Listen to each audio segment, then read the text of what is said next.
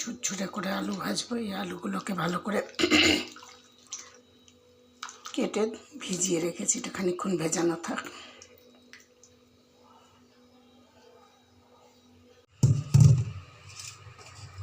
এই আলুগুলোকে আমি ভালো করে জল থেকে ছেঁকে তুলে নেব।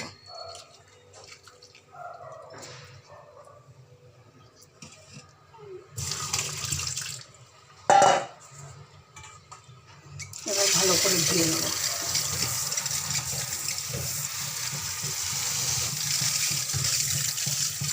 কলের তলায় ফেলে ভালো করে ধুয়ে নেব একদম।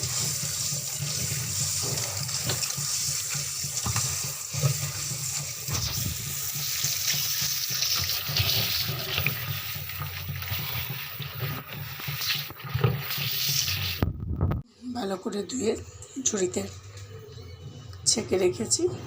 এই জল ঝরছে, এটা জলটা ঝরে যাক, তারপরে ভাজবো। একটু বেশি তেলে ভাজবো।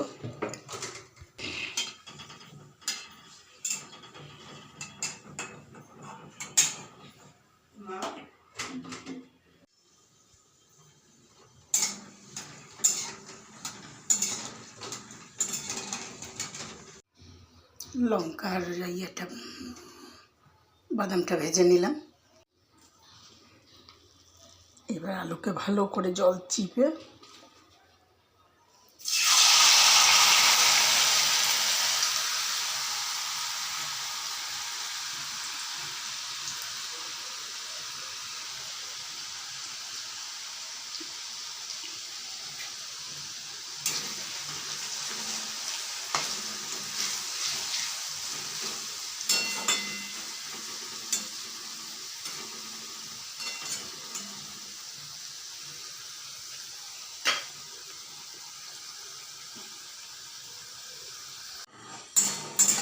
ভাজা হয়ে গেছে।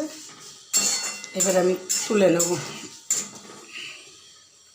সব এরকম করে ছেঁকে তুলে নেব। আমার এই ভিডিওটা যারা দেখবে আমাকে ফলো করবে, ফলো বোতামটা টিপবে।